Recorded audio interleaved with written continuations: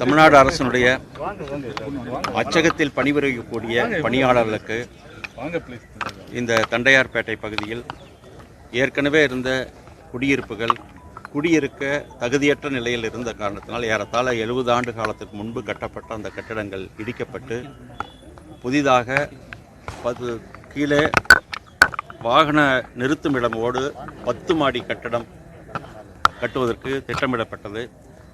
நிதிநிலையின் காரணமாக இன்றைக்கு முதல் கட்டமாக இப்பொழுது வாகன நிறுத்தும் இடமான சில்ட்டு போக மீதி 6 தளங்கள் கொண்ட 96 குடியிருப்புகள் ஏறத்தாழ 34.5 கோடி ரூபாய் மதிப்பில் பணிகள் நடைபெற்று வருகிறது. அந்த பணியுடைய முன்னேற்றம் குறித்து இன்றைக்கு ஆய்வுக்கு வந்திருக்கோம். இந்த பணியை கடந்த ஜூன் மாதம் நம்முடைய மாண்புகு இளைஞர் நலன் மற்றும் விளையாட்டுத்துறை அமைச்சர் அன்புக்கினிய மாண்புகு சகோதரர் உதயநிதி அவர்கள் துவக்கி வைத்தார்கள் திட்டப்பணியை. இது இன்றைக்கு திட்டமிடப்பட்ட அளவில் முன்னேற்றத்தில் இருக்கிறது. இருந்தாலும் இன்னும் வேகமாக அந்த பணியை பொதுப்பணித்துறையினுடைய பொறியாளர்கள் அதை செய்து முடித்து பயன்பாட்டுக்கு ஒப்படைக்க இருக்கின்றார்கள். மேலும் வருகிற காலத்தில் கூடுதலாக பாக்கி இருக்கக்கூடிய 4 தளங்களும் கட்டப்பட்டால் ஏறத்தாழ 140 வீடுகள் குடியிருக்கக்கூடிய வகையில் அது அமையும். இப்பொழுதைக்கு 96 குடியிருப்புகள் உடன் 6 தளங்கள் பணிகள் நடைபெற்று வருகிறது. எதிர்பார்த்த அளவில் பணியில் முன்னேற்றம் இருக்கிறது.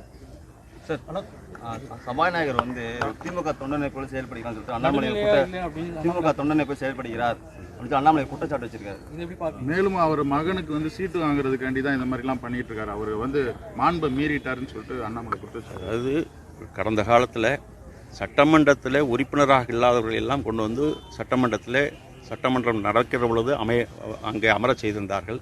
இன்றைக்கு நடுநிலையோடு மிகுந்த ஒரு பாரபட்சமற்ற நிலையில் மிகுந்த நடுநிலையோடு இன்றைக்கு சபாநாயகர்கள் நடத்தி கொண்டிருக்கிறார் சபையை. எனவே அவர்களுக்கு கடந்த காலத்தினுடைய சம்பவங்கள் மறந்திருக்க வாய்ப்புண்டு.